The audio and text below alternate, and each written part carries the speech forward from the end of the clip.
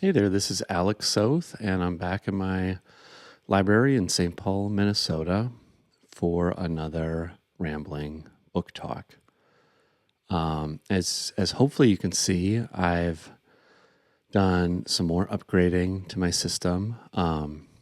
It's funny, someone left this comment on one of the earlier videos that was like, I can't believe he's just zooming with himself, which was true. I was at the rudimentary stage of this, and I'm upgrading things. I'm getting a lot of questions about how I'm making these videos technologically, and I'm kind of wary of responding because it's changing constantly.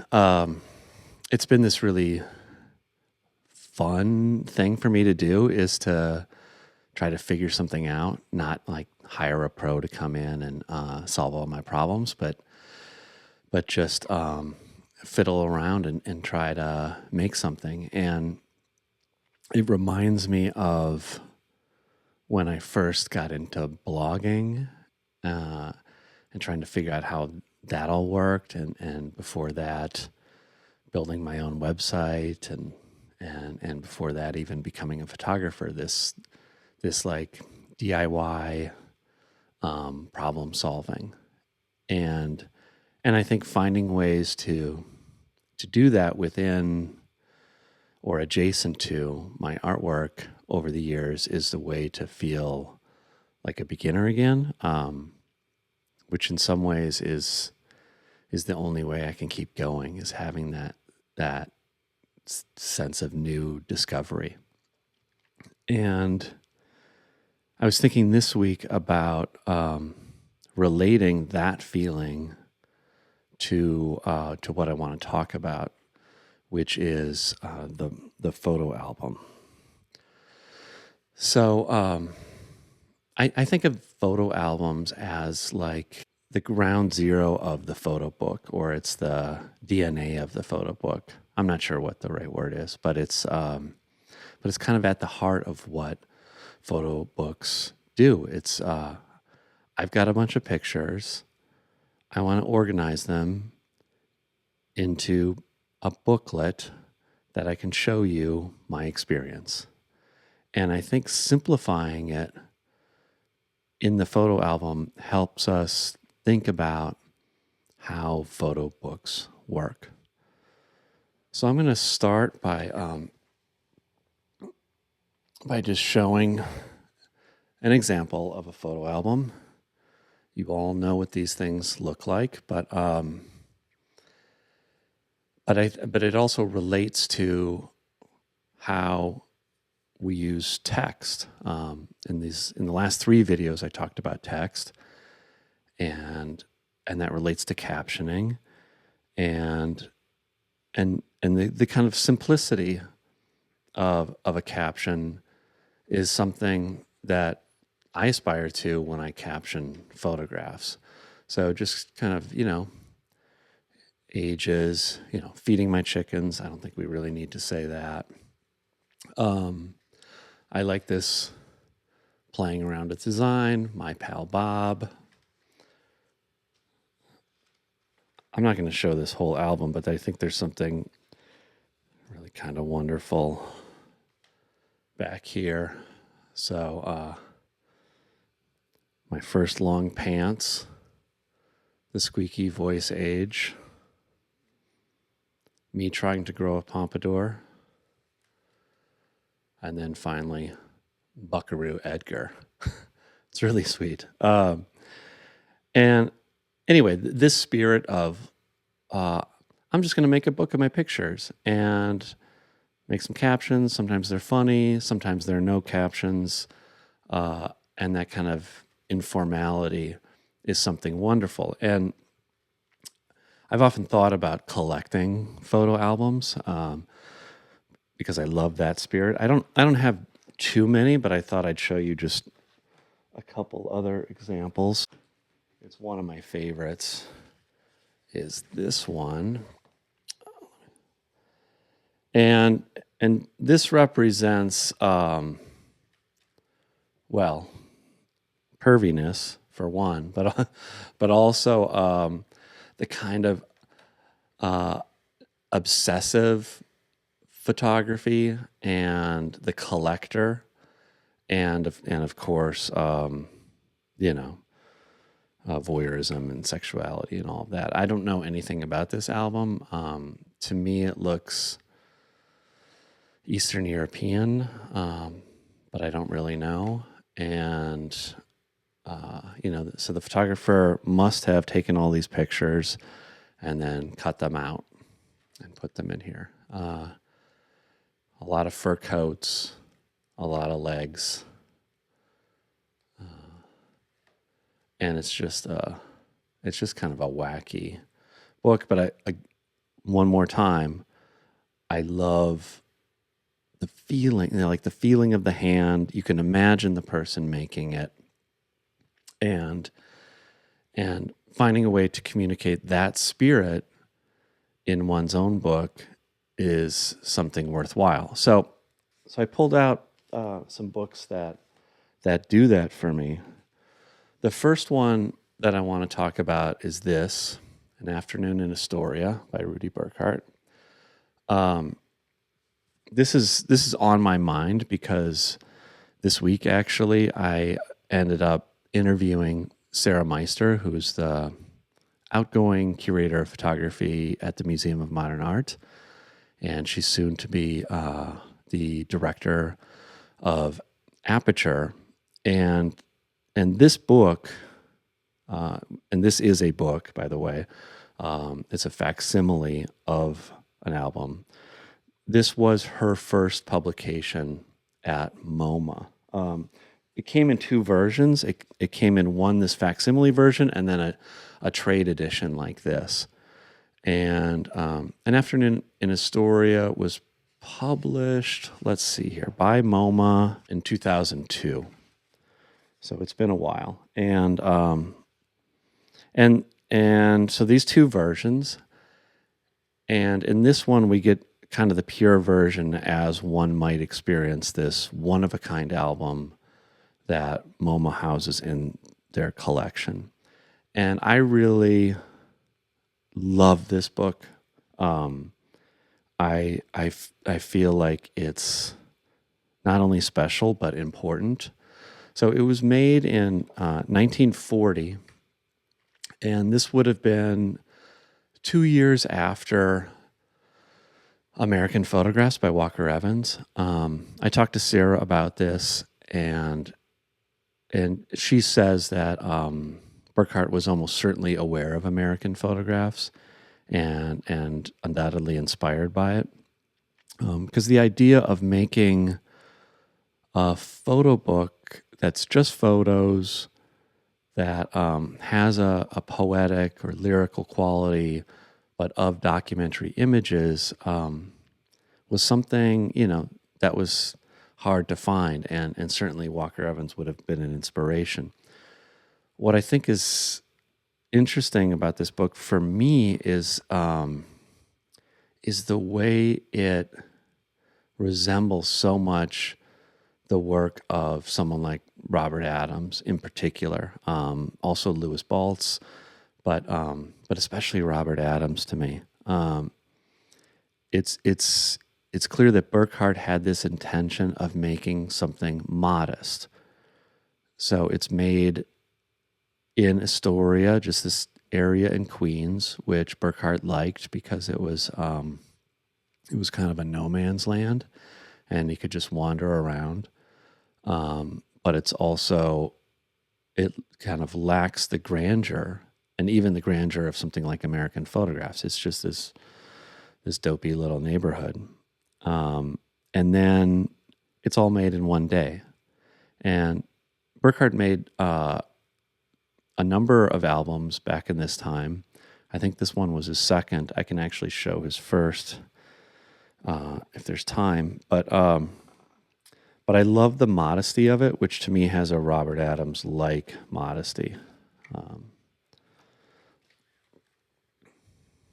I'm going to zoom in just a little bit so we can see these better. So there's this feeling of being on a walk, and simply looking, simply taking in the world. And the vernacular architecture, vernacular signage, advertising. I think the curators at MoMA were able to date this book based on when these movies were released in February of 1940.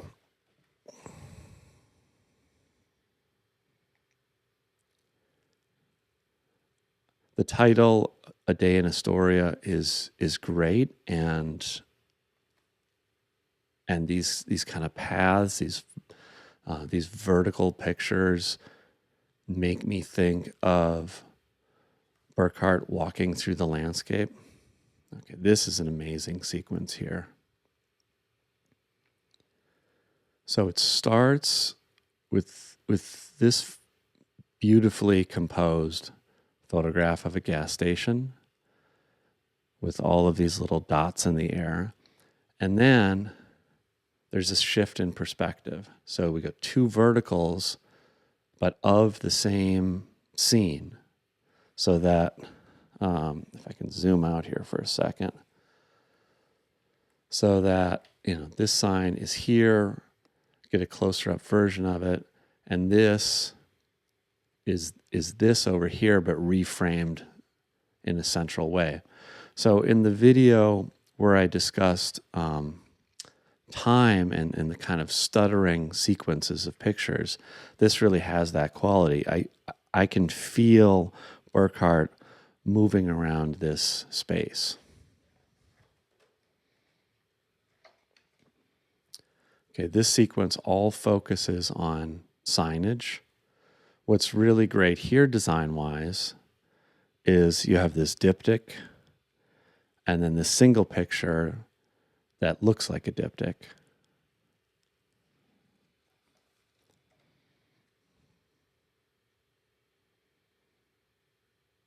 Then it goes all to cars. And then to this kind of trashy, abandoned area. And again, we're given a close-up. So it's kind of like we're pulled back here, looking at the scene, and then we notice this structure is this structure. So there's a feeling of moving around the landscape. I'm not entirely sure where this is.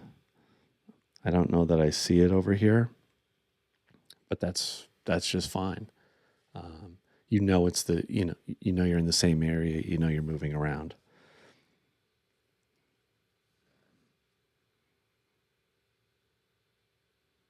Burckhardt, you'll see this in a different book of his, but likes this mashing up of different forms of architecture, and there's the question of, well, why did they do that? Why aren't they painted? Why are they here? Same thing over here.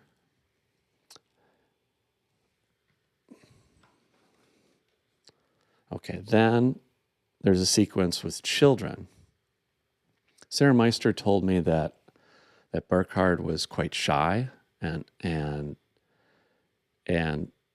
so was more comfortable photographing children. I really responded to this as someone who was terrified to photograph people when I started, and chose children as well for their safety. But I also love the spirit of this. So it's kids playing around in essentially a dump. And I mean, I remember when I was a kid asking my parents regularly if I could celebrate my birthday at the dump and just poke through stuff, which I think is not so different from what being a photographer is. So this delightful sequence of pictures has this kind of Helen Levitt-like joy of watching children playing.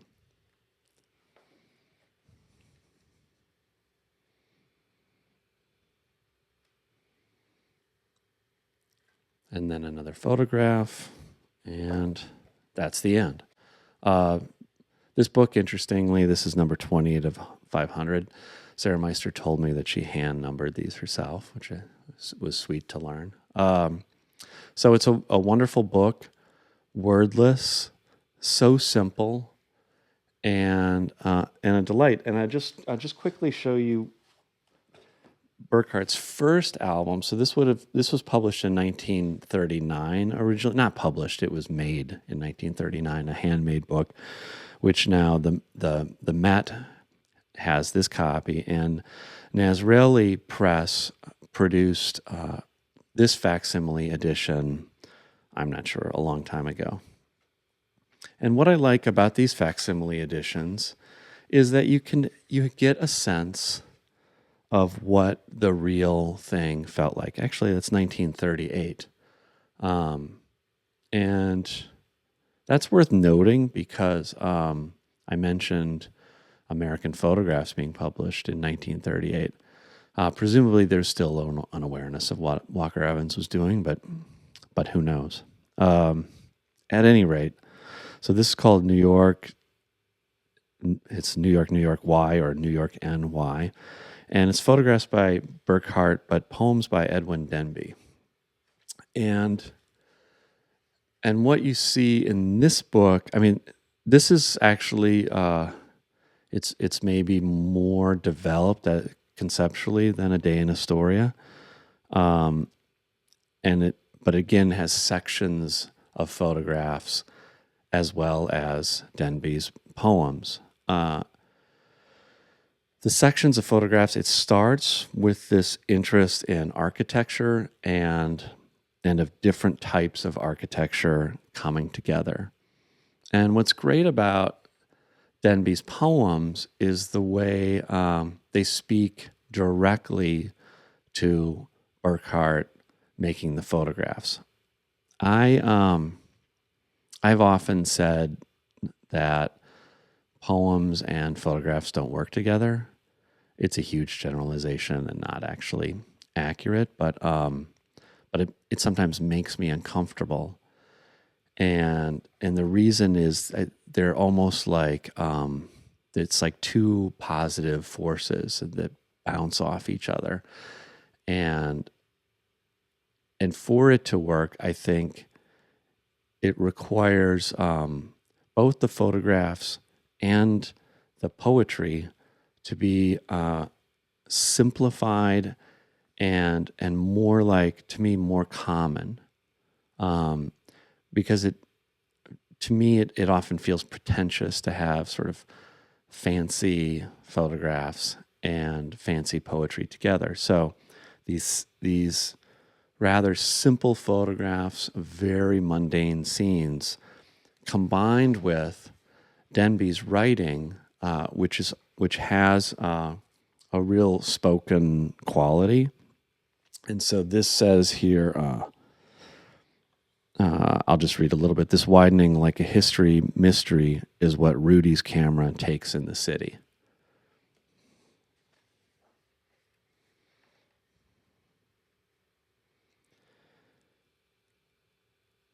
So again, the different types of architecture, and the viewers left to spend time looking at, well, why were these marks made here? Why were these marks made here? What's the material, the physicality?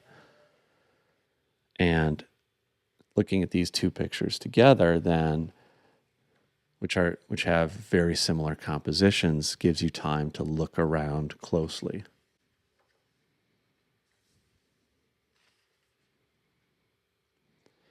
And Burckhardt is looking down. Sarah Meister said to me that she saw this as related to his shyness as well. This guy walking around the city with his head down. So he's noticing all these fire hydrants and the architecture around them. I love this photograph. It's so abstract.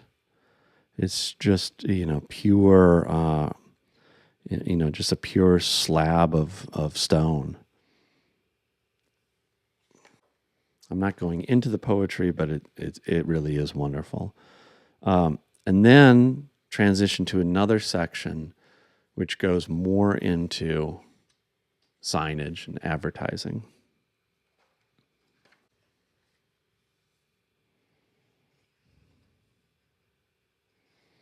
It says, Rudy, like Sherlock with a microscope, finds this field under our nose, outside the heart, but says he wasn't thinking of farms, the dope, nor of the charm of the inscription part. In his mind, though, this enormous intersection moves about like in water, a reflection.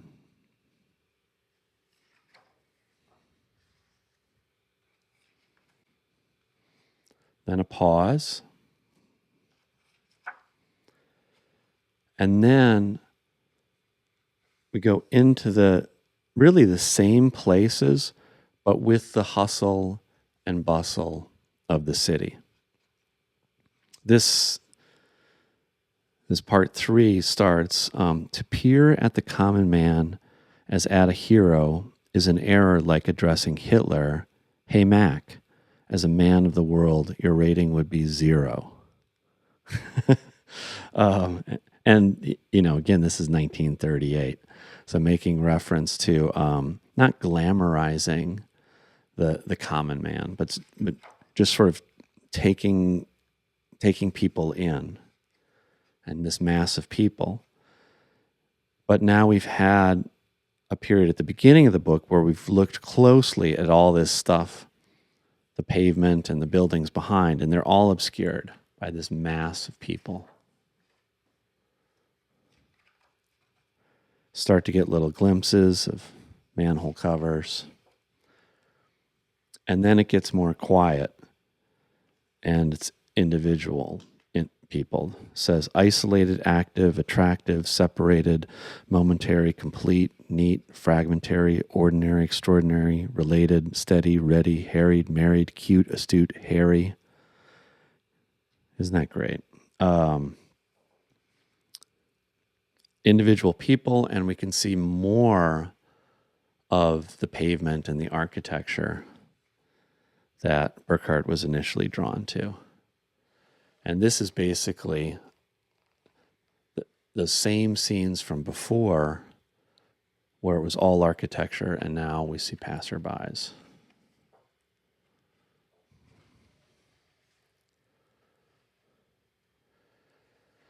Burckhardt went on to become a filmmaker, and you can see why. There's a really cinematic quality to the editing. And that's the end. Okay, I wasn't planning on spending so much time on Rudy Burckhardt, but it's just so great. I wanted to show some more modern albums, and we'll start with this one.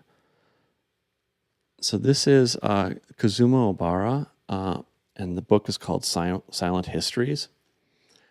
And this is a great book, and I mean, hopefully I can communicate what a tactile experience this is, but this is woven cloth, really sumptuous and soft with a tipped-in photograph.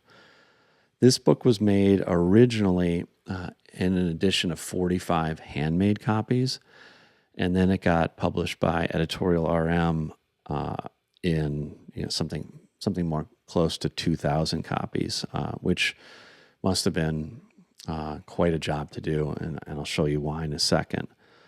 One thing to note about this is that there's no text on the cover, which makes it feel like an album. And I think it's worth noting that those two Rudy Burckhardt books are facsimiles where they scan the old pages, but it's clearly modern material and doesn't feel old, which is, what they have to do and totally understandable. But this feels like a legit handmade album. Just one thing to notice here is what this cover image looks like. So it's a family scene in which one face has been weighted out, essentially, or a piece of tape has been put over that face. And what this book is about is bombings, World War II bombings in Japan, and the stories of survivors. And the story of this picture actually is that this child was the only survivor, and feeling a sense of, I guess, survivor's remorse. They've whited out their face. So the way the book functions is in chapters based on different people in the book. So the first individual is Teruko Ano, born in 1939, and then we see pieces from this person's life as a child. Okay, we get to see their school album. Now there's this leaflet that's just thrown into the album, the way you might the way you might keep a scrapbook and just throw something in. And this is a magazine distributed to people in Japan about protecting themselves during bombing raids. So you can imagine these children having access to this material. And then we get archival pictures of the raids, of the devastation, and then a very modern photograph.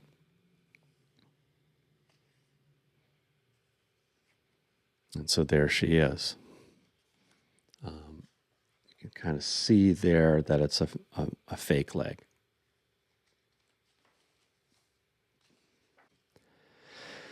And then there's a narrative of the story of the day in 1945 where the bombing took place. And then these tipped in, these are physical disability certificates. And, you know, so much of this is dealing with archival materials and the meaning of archival photographs. And so there we get to see an archival photograph of the disability certificate. And then a documentary picture of the lost limb. We get to see her in her home. And then it's on to the next person.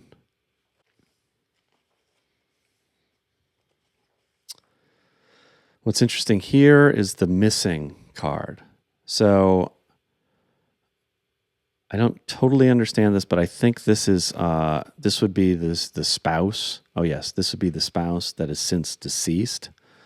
So then we have a picture, and we move on, and so the pattern kind of repeats itself, but it's very powerful, and it's not as formulaic as I made it sound. So different types of pictures here in the middle of the book, etc.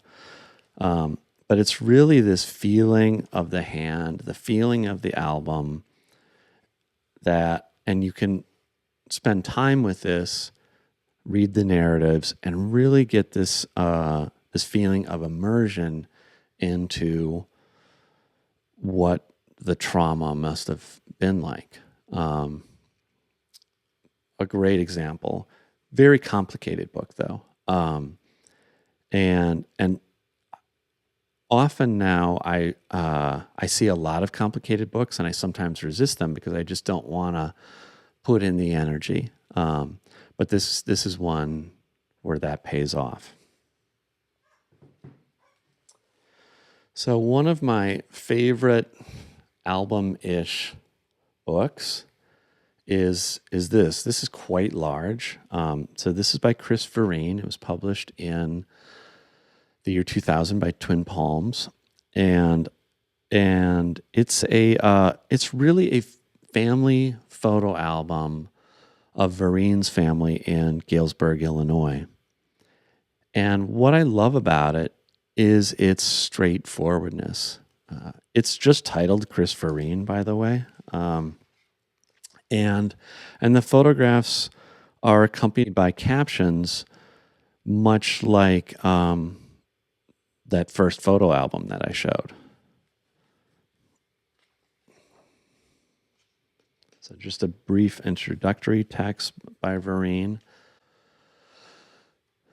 This is my own family portrait in Galesburg. They're sitting for Christmas breakfast. Christmas morning. Aunt Doris and Grandma Eleanor. The Galesburg Christmas Lights Contest winner. Don Cochel's big Christmas party. My cousin Candy's wedding with her 2 favorite customers from her job at the Sirloin Stockade. So I respond to this because it shows my part of the world, Midwestern America. But it does it without condescension. There's humor in it, but there is a feeling that Verene is part of this family and loves these people. Cousin Libby giving out treats to the dogs. She owns her own pig farm near Galesburg. What I like is the matter-of-factness of the captions. They're not trying to be poetic. Mabe and Marion's front porch. Grandpa and I went to visit his friend Turney at the Millionaire's Rest Home.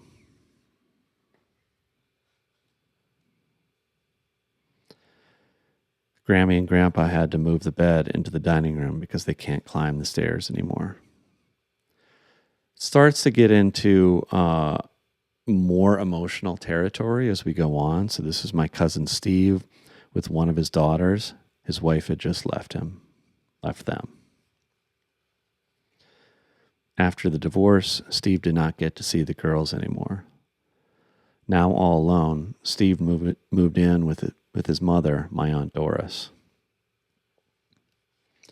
And then we continue going through this family. It's just so simple. It's really just a family album, but on steroids. It's made larger, more colorful, beautifully printed, and to me is a real masterpiece. And it's worth noting. I'm not going to show all of it, but there was a follow-up book made 10 years later in 2010, which is just entitled "Family" by Chris Verene, and it's a continuation of that work. Hopefully there'll be another version soon, because it's been another 11 years already.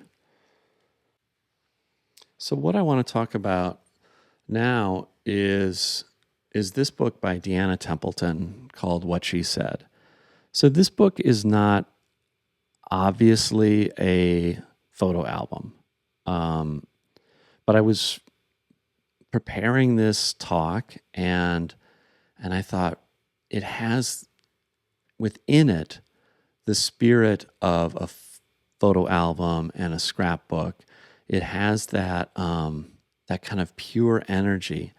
And one of the things that I want to communicate is that you don't have to create an actual photo album with corners and tape and all that kind of stuff to inject that feeling. A photo album, a scrapbook, it's just there's just a purity of intention that can be applied to photo books generally. And this book has it. So this was really just published, and it starts with an essay, a short essay by Deanna Templeton, where she talks about finding her old diaries from when she was a teenager, and she was a very distraught young woman, and it was going through a lot of growing pains, struggling with body issues and self-harm, and there's a real honesty about that, which is important because we see it sometimes in the people that she's attracted to. She mentions that, looking back on her archive of pictures, she finds herself photographing certain types of women again and again. And it's clear that there's a strong element of self-portraiture. So these are her diaries as well as her sort of scrapbook items, from concerts and the like of when she was growing up. She was wildly unhappy at this time of her life. And this letter is essentially a suicide note. It's a will, my will. I leave all my records and single to Joey, Sola, my brother, all my dolls to orphan children, all my clothes to orphan children. I love you all. Jim Morrison, Sid Vicious. Born to Die, 1969 to 1985. Age 15, hair brown, eyes brown, height 5'2", weight 111. Really, and something so painful to me about that and listing of the weight, because later in other letters she talks about desperately wanting to be 100 pounds. And so that informs the way we look at all these photographs of women. And I think it's great that these aren't presented in a scrapbook style.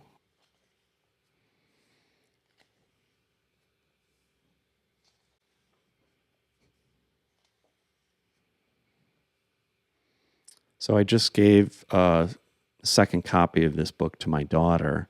It feels like one of those books that can mean a lot to a photo audience, but could also mean a whole lot to a general audience, and particularly young women or just women generally who struggled during their teenage years.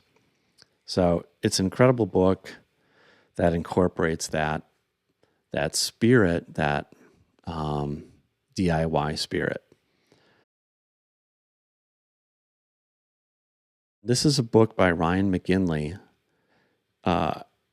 who's, such a force in the photography world and a real bookmaker. But this book doesn't just feel like, it is a modern photo album. But it feels like it was printed on demand. It's not fancy in any sort of way. And it's just pictures of Ryan and his boyfriend Mark, and not trying to be anything else. But what's kind of great about it is that you have screen captures. So this feels like the modern photo album. And maybe the modern photo album will be print on demand rather than taping in photographs. And it's particularly that inclusion of this kind of thing, which is clearly an iPhone picture. And this I don't really look at as an art book at all, but I love it. And it's also, it's just so great that because they kind of they look very similar, and so there's sort of this visual fun of looking at them. I'm trying to avoid nude pictures because this is going to go on YouTube. So maybe I'll close that up right now before I get into trouble. But I love that he made this, and I love that it just has that open spirit of something, just an act of love and not trying to be a fancy art object. So there's one last book I want to show you if you're interested in this subject of the photographic album, and it's this compilation book done by Aperture 4 or 5 years ago called Photographic Memory.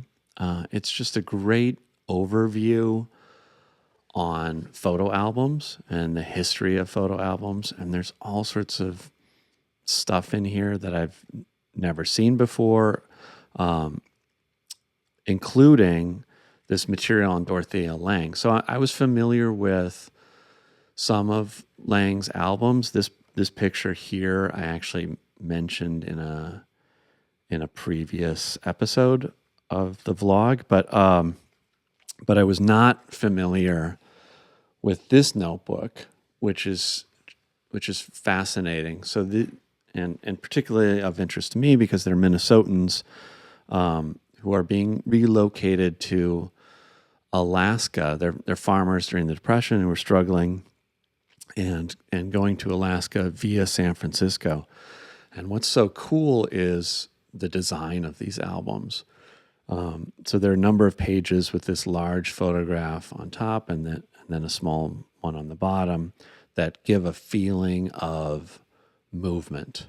And so you have this sense of these families moving across the country.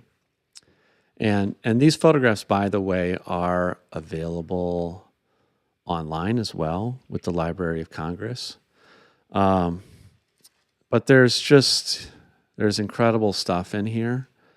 And lastly, since I mentioned Walker Evans, there are his Let Us Now Praise Famous Men notebooks and all sorts of stuff that I've not seen before. And these interesting diptychs. There are, the iconic photographs are given plenty of attention, but also things like this person doing the wash, and why were these presented as a diptych? There's so many questions about this, so many pictures that I'm not familiar. Some I am familiar with, some I'm not. So it's a fascinating book. All sorts of great stuff. I encourage you to check it out. And finally, I just want to say thank you again for watching this vlog. And I hope you appreciate the amount of work that I'm putting into the technical side. I actually am doing much more of that right now than I did to any sort of presentation. But it's been a lot of fun for me, and I'm supposed to say something about like and subscribe. I think that's the language that I'm supposed to do. Like and subscribe. I can't say that very well. Like and subscribe. There you go. So do that, and hopefully I'll do this again. Thanks so much.